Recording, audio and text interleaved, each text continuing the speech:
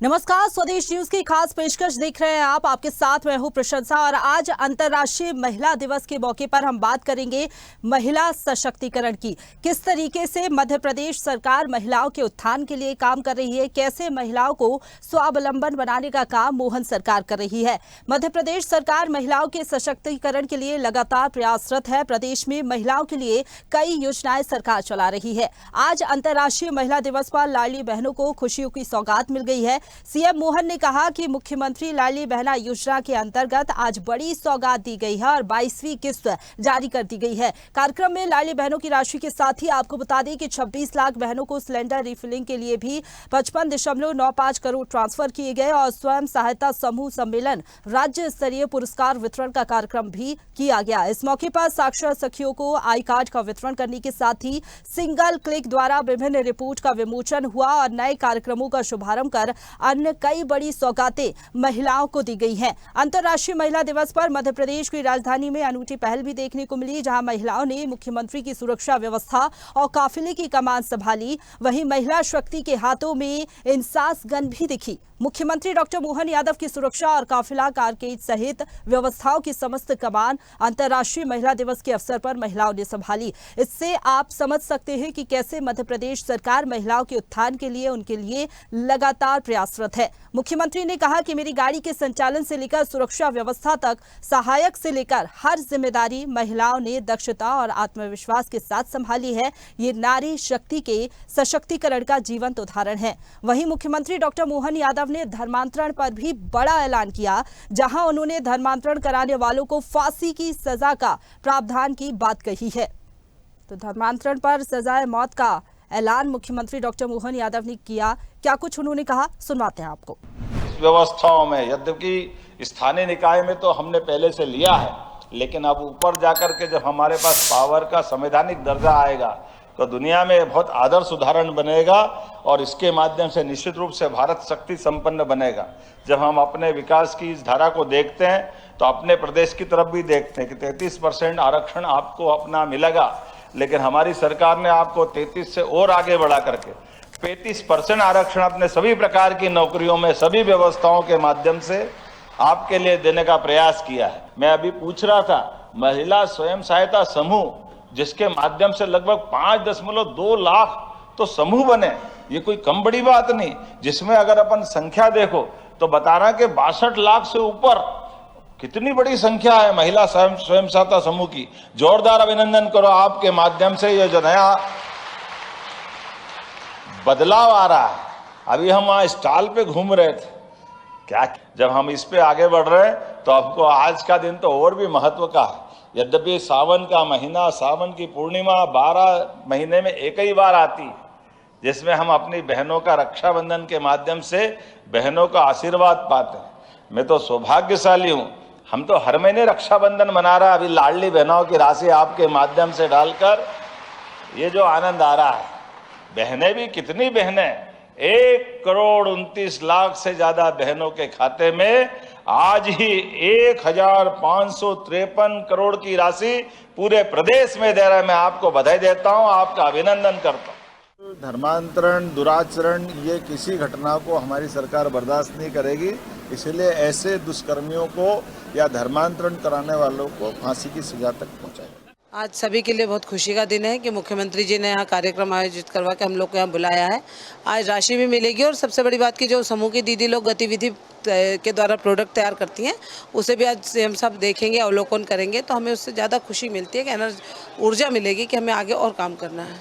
हमको आज बहुत खुशी है भैया जी से मिल करके, और हर महीने पैसे भी आते हैं और उनके थ्रू मतलब जैसे समूह में हम जुड़े हुए हैं तो उसके थ्रू मतलब पैसे मिलते हैं ना, उससे हम काम करते हैं, तो उसको इनकम कम से कम हमारी सालाना की 1,38,000 के लगभग हो जाती है। एक साथ ये समझे सर 3 खुशियाँ आ गई हैं। बहुत अच्छा लग रहा है। ऊपर से हमारे सीएम साहब का आना तो एकदम बाहर आ गया। हम बता नहीं सकते सर, हम बहुत खुश हैं। तो महिलाओं को सशक्त समृद्ध बनाने के लिए लगातार सरकार प्रयासरत है और किस तरीके से सरकार आगे बढ़ रही है, क्या कुछ इसका विपक्ष का कहना है, इसको लेकर बातचीत करेंगे। और दो राजनीतिक मेहमान हमारे साथ जुड़ गए हैं। बीजेपी से मीडिया पैनलिस्ट वंदना त्रिपाठी जी हमारे साथ जुड़ गई है, इसके साथ ही कांग्रेस प्रवक्ता प्रतिभा विक्टर जी हमारे साथ जुड़ गई है। बहुत स्वागत है आप दोनों का। सबसे पहले प्रतिभा जी, आपका मैं रुख करना चाहूंगी। नारी समाज की शिल्पकार है और लगातार नारियों के उत्थान के लिए मध्य प्रदेश सरकार प्रयासरत है। लाडली बहनों को आज किस्त जारी की गई, इसके साथ ही कई योजनाएं जो सरकार चला रही है जिससे उनके जीवन में एक अलग बदलाव आ रहा है। चाहे हम बात कर ले, आत्मनिर्भर बन रही है महिलाएं, उद्योग जगत में भी लगातार अपने कदम बढ़ा रही है और सरकार जिस तरीके से उनके लिए कई योजनाएं चला रही, कैसे उनके जीवन में बदलाव आ रहा है ये आप भी देख पा रही है। क्या कहेंगी, विपक्ष जरूर इसको साधुवाद देता होगा? जी, सबसे पहले मैं आपको और समस्त मातृशक्ति को अंतर्राष्ट्रीय महिला दिवस पर हार्दिक शुभकामनाएं देती हूँ। और आज के दिन अगर हम महिलाओं की बात करें और माननीय मुख्यमंत्री जी ने किश्त दी है, ये तो हर माह लाडली बहनों को वो किश्त पहुंचा रहे हैं, तो हो सकता है कि उन्होंने 2 दिन पहले महिला दिवस के उपलक्ष्य में बहनों के खाते में किश्त डाल दी। ये 2 दिन पहले बहनों के ऊपर माननीय मुख्यमंत्री जी ने एक उपहार दिया है या उपकार कर दिया, ये बोलो। बात मुख्यमंत्री जी कर रहे हैं कि हम प्रतिदिन रक्षा बंधन मानते हैं या मनाते हैं, तो रक्षा बंधन कैसा रक्षा बंधन?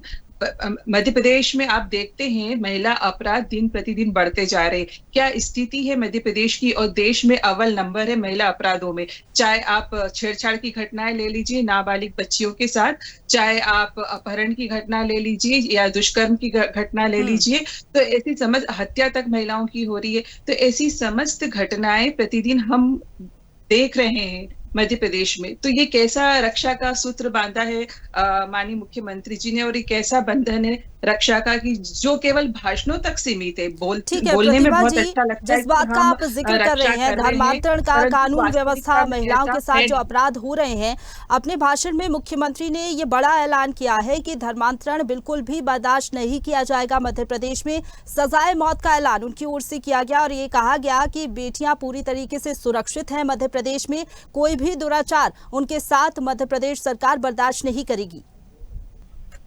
जी प्रतिभा जी, आवाज पहुंच पा रही है आप तक? जी, मेरा सवाल ये था, अभी बात हो रही थी महिलाओं की सुरक्षा को लेकर, अभी भाषण की बात जिस तरीके से आपने की, मुख्यमंत्री ने ये बड़ा ऐलान मंच से किया है कि धर्मांतरण बिल्कुल भी बर्दाश्त नहीं किया जाएगा, मध्य प्रदेश में सजाए मौत का प्रावधान रहेगा। इस पर आप क्या कहेंगे? एक तरफ जहां नारी सशक्तिकरण की बात अगर सरकार कर रही है, तो दूसरी तरफ उनके लिए ऐलान होते हैं तो उनका क्रियान्वयन भी होता है, और धर्मांतरण का जिक्र आपने किया तो उसके लिए सरकार ने अपनी बात पहुंचा दी है मंच से। जी, ये दोनों मुद्दे अलग है। धर्मांतरण चीज अलग है और महिला सुरक्षा ये चीज अलग है। भारत धर्म निरपेक्ष देश है। जो भी व्यक्ति अपने मर्जी के अनुसार जिस भी धर्म को तवज्जो दे वो मान सकता है, और कोई जोर जबरदस्ती से किसी का धर्म परिवर्तित नहीं कराया जा सकता। तो और बात होती है महिला सुरक्षा की, तो वही मैं बोल रही हूँ कि भाषणों में महिला सुरक्षा बहुत अच्छी तरीके से हो रही है, परंतु जमीन पे महिला सुरक्षित नहीं है मध्य प्रदेश में। आप आंकड़े निकाल के देख सकते हैं कि देश में अव्वल नंबर है महिला अपराधों में मध्य प्रदेश। तो कहनी और कथनी में बहुत बड़ा फर्क है। चलिए ठीक है, आपका जवाब भी ले लेते हैं। हमारे साथ वंदना जी जुड़ी हुई हैं। वंदना जी, सबसे पहले तो बहुत शुभकामनाएं आपको महिला दिवस की। सवाल यही रहेगा कि प्रदेश सरकार काम कर रही है महिलाओं के उत्थान के लिए, आज बहनों को बड़ी सौगात भी दी गई, लेकिन दूसरी तरफ कांग्रेस का ये कहना है बड़ी बातें सिर्फ मंच से की जाती है, कहनी और कथनी में बहुत फर्क होता है। क्योंकि महिलाओं की सुरक्षा की बात कर ले, जिस तरीके से महिलाओं के खिलाफ अपराध बढ़ रहे हैं, उसको लेकर काम क्यों नहीं किया जाता? ये तमाम आरोप विपक्ष के, क्या कहेंगी आप?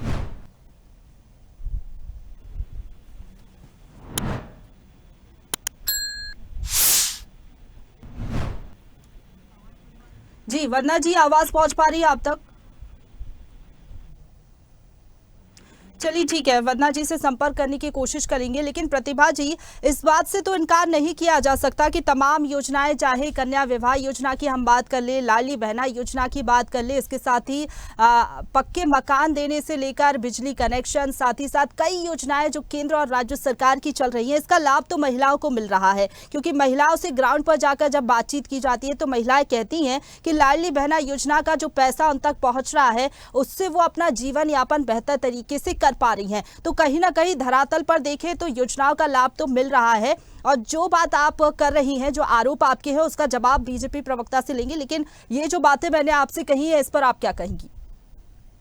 जी, योजना का लाभ महिलाओं को मिल रहा है, पर कितनी महिलाओं को मिल रहा है? प्रदेश में बहुत सारी महिलाएं हैं, परंतु आप मुट्ठी भर महिलाओं को इस योजना का लाभ पहुंचा पा रहे हैं। आपने अभी कुछ दिन पहले लगभग 3 लाख से 3.5 लाख महिलाओं को अपात्र घोषित कर दिया।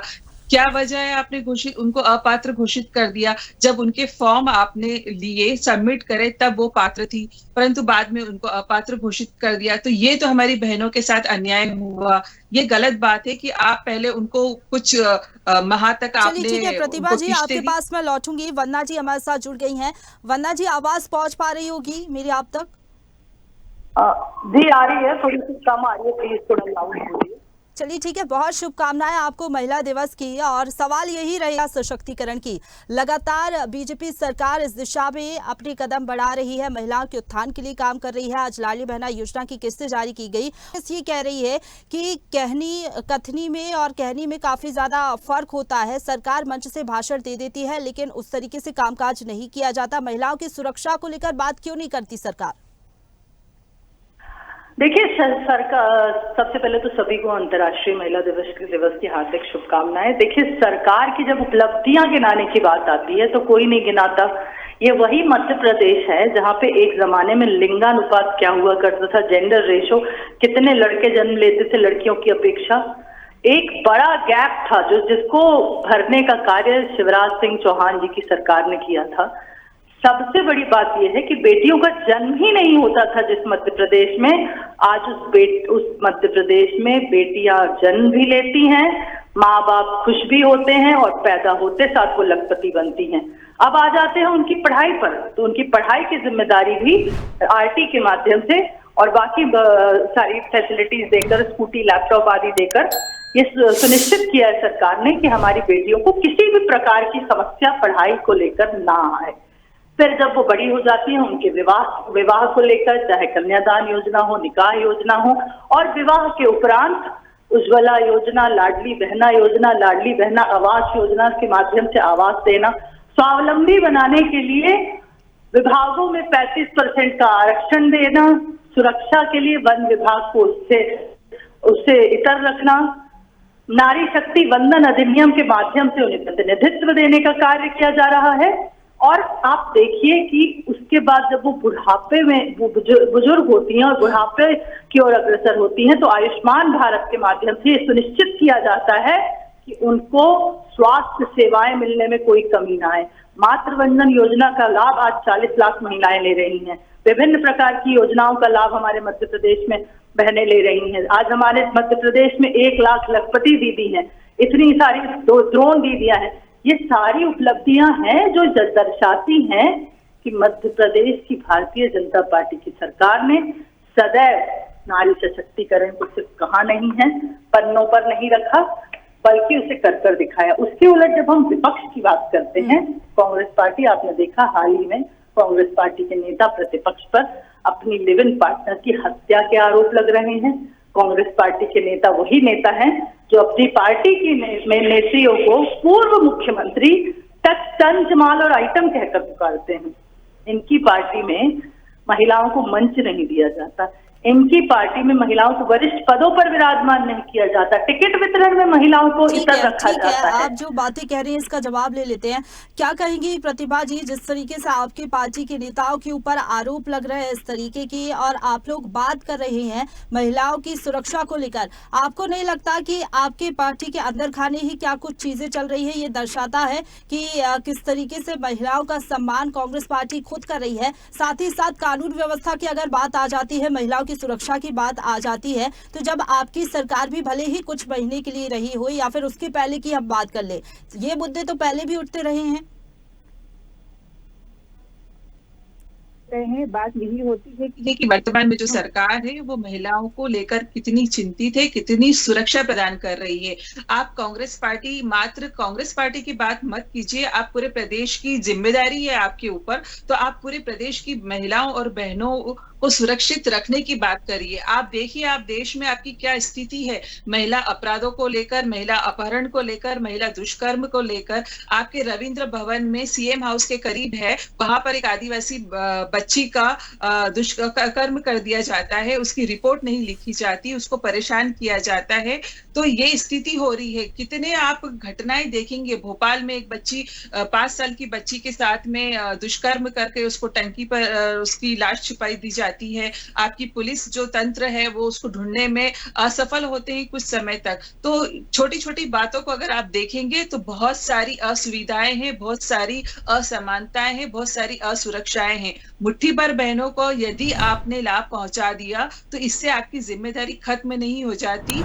इस प्रदेश के, इस गांव के हर एक गांव के कोने गली मोहल्लों में हर एक बहन को सुविधा मिलना चाहिए, लाभ मिलना चाहिए। कुछ बहनों को आप वंचित कर देते हैं। आप बोलते हैं आप वृद्धा पेंशन दे रहे हैं, आपने लाडली योजना के तहत पैसा देने के लिए आपने वृद्धा पेंशन रोक दी, कुछ समय के लिए आपने विधवा पेंशन रोक दी। आप पैसों का एडजस्टमेंट करते हैं, पूरा प्रदेश को आपने कर्ज में डुबो के रख रखा है। आप हर माह मध्य प्रदेश सरकार 5,000 करोड़ से ज्यादा कर्ज लेके प्रदेश को चला रही है। तो आप सरकार चलाने की चिंता कीजिए, आप महिलाओं को किस तरीके से सुरक्षा देंगे उस तरह की चिंता के लेकिन कीजिए। प्रतिभा जी, और लगातार ये कहा जाता है सरकार की ओर से कि हम महिलाओं के उत्थान के लिए काम कर रहे हैं, तमाम योजनाएं। हालांकि आप जो कह रही है कि हाँ कुछ योजनाओं का ठीक तरीके से लाभ नहीं मिल पाता, और कर्ज की जो बात आप कर रही है कि मध्य प्रदेश को कर्ज में डुबा दिया है सरकार ने, इस बात का भी जवाब ले लेते हैं। वंदना जी, क्या कहेंगी आप? प्रतिभा जी ने जो तमाम बातें कही कि भले ही योजनाओं का लाभ कुछ महिलाओं को मिल रहा है, लेकिन कुछ महिलाओं को अनफिट कर दिया जाता है क्राइटेरिया के तहत, और उसके बाद उनको योजना का लाभ नहीं मिलता।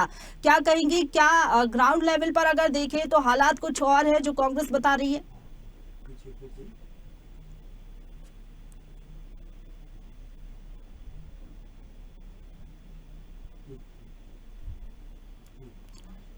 वंदना जी, आवाज पहुंच पा रही है आप तक?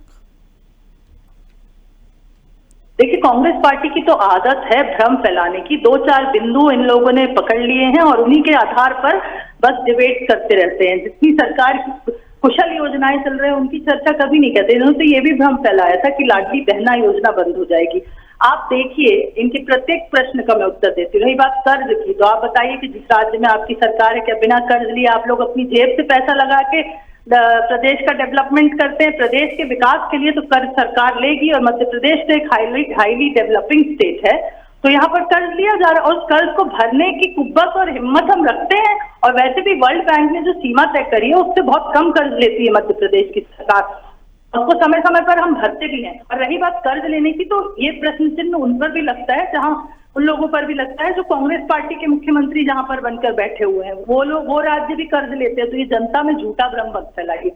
Point number 1। Point number 2 is कि आप लोग ये बताइए कि आप महिलाओं की जो अनफिट की बात कर रहे हैं, तो आपको पता भी है कि किस आधार पर उन्हें अनफिट घोषित किया जाता है? कोई हमारी बहन सरकारी नौकरी में चयनित हो जाती है, 60 साल से ऊपर वालों के लिए अलग योजनाएं चल रही है, इसीलिए उन्हें लाडली बहना योजना का लाभ नहीं मिलता है कोई किसी कारण से। तो ये विभिन्न प्रकार के कारण होते हैं जिसके कारण वो लोग क्राइटेरिया से खुद अपना नाम वापस ले लेती हैं, क्योंकि एक समय में 2-2 योजनाओं का लाभ लेना वैसे भी कानूनन तौर पर गलत है। तो अगर वो अपना नाम वापस ले रही है या सरकार उन्हें अनफिट घोषित कर रही है, तो इसको भी आप भ्रम के रूप में फैला रहे हैं। आप अपनी पार्टी के नेताओं की जो हत्या जैसा घिनौना अपराध आपकी पार्टी के नेता करते हैं और उनकी पत्नी इल्जाम लगाती है, उस पर कभी टिप्पणी नहीं करते। आपकी पार्टी के अंदर महिला प्रवक्ताएं आकर प्रेस कॉन्फ्रेंस के माध्यम से ये बताती हैं कि उन्हें शराब पीने के लिए मजबूर किया जाता है। तो फिर उन राज्यों की बात क्यों नहीं की जाती? अगर विपक्ष में कांग्रेस पार्टी आ जाती है तो सत्ता पक्ष की सारी चीजें बुरी दिखने लग जाती है। कुछ ऐसे काम भी हैं जो सत्ता पक्ष ठीक तरीके से कर रही है। चाहे अगर हम महिलाओं की आज हम बात कर रहे हैं महिला दिवस पर, तो कम से कम साधुवाद तो आप दे सकती है कि हाँ काम हो रहा है मध्य प्रदेश में। महिलाओं के विकास के लिए कुछ कमी पेशी जरूर रह जाती होगी, इससे इनकार नहीं किया जा सकता। जी, हम कांग्रेस राज्य की अगर बात करें तो आप तेलंगाना या कर्नाटक, आप वहां की योजनाओं को देखें, वहां की स्थिति को देखें, आप स्वयं तुलना करने योग्य नहीं है कि वहां पर कितनी बेहतर स्थिति, चाहे युवाओं की हो, उनको रोजगार देने की बात हो, किसानों की हो या महिलाओं की हो। तो और बात आती है कर्ज लेने की, तो इतनी अच्छी स्थिति है कि वहां जितना कर्ज मध्य प्रदेश में लिया जाता है उसका मिनिमम से मिनिमम कर्ज वहां लिया जाता है। आपके 20 सालों से आपकी सरकार है, तो 20 सालों में आपने कर्ज कभी घटाया नहीं है। हर माह, हर वर्ष आपका जो कर्ज लेने की प्रक्रिया है उसका प्रतिशत हमेशा बढ़ता गया है, चाहे वो शिवराज जी का समय हो, चाहे वो मोहन यादव जी का समय हो। उसका जो ग्राफ है कर्ज लेने का, वो हर साल हर महीने बढ़ता जा रहा है। तो आप कंपैरिजन भी करके देख लीजिए कि क्या स्थिति है कांग्रेस जो सरकार है प्रदेशों में वहां की और मध्य प्रदेश की। आपका जो दिल्ली में भी आपके चुनाव हुए, वहां आपने अपनी बहनों को 2,500 रुपया देना प्रारंभ किया। तो क्या मध्य प्रदेश में बीजेपी का सरकार है तो वहां पे अलग बीजेपी की सरकार है, यहाँ अलग है? ये कैसा भेदभाव है? दिल्ली सरकार अलग दे रही है और मध्य प्रदेश सरकार अलग दे रही है। ठीक है, वंदना जी जल्दी से एक क्विक रिएक्शन आपका मैं चाहूंगी, एक लाइन में आप कहिए प्रतिभा जी के आरोपों का जवाब। देखिए, प्रतिभा जी को जो कहना है कहे, धरातल पर दिख रहा है। नारी सशक्त हो रही है, नारी स्वावलंबी हो रही है, नारी किसी पर निर्भर नहीं है, और यत्र नारी पूजयन्ते रमन्ते तत्र देवता वाली नीति के साथ भारतीय जनता पार्टी की सरकार काम कर रही है। कोई भी भ्रष्टाचारी, कोई भी आरोपी और कोई भी बलात्कारी मध्य प्रदेश में नहीं बचेगा। जीरो टॉलरेंस की नीति चलिए के ठीक है साथ वंदना जी, जिस तरीके से आप कह रही है हम भी यही सोच रखते हैं कि आने वाले समय में और भी ज्यादा बदलाव देखने को मिलेंगे महिला सशक्तिकरण की दिशा में। वंदना जी बहुत धन्यवाद आपका हमारे साथ जुड़ने के लिए। इसके साथ ही प्रतिभा जी आपका भी बहुत धन्यवाद हमारे साथ जुड़ने के लिए। तो बात कर रहे थे महिला सशक्तिकरण को लेकर कि किस तरीके से मध्य प्रदेश में मोहन सरकार महिलाओं के उत्थान के लिए, उनको सशक्त बनाने के लिए काम कर रही है और आने वाले समय में सरकार का ये कहना है कि विकसित भारत में महिलाओं की जो भागीदारी है वो और भी ज्यादा बढ़ेगी। फिलहाल के लिए इस खास पेशकश में इतना ही, लेकिन तमाम बड़ी खबरों के लिए आप देखते रहिए स्वदेश न्यूज, सबसे पहले देश। ताजा खबरों के लिए लाइक, फॉलो और YouTube पर सब्सक्राइब कर बेल आइकन दबाएं। साथ ही ताजा अपडेट्स के लिए स्वदेशलाइव.com पर विजिट करें।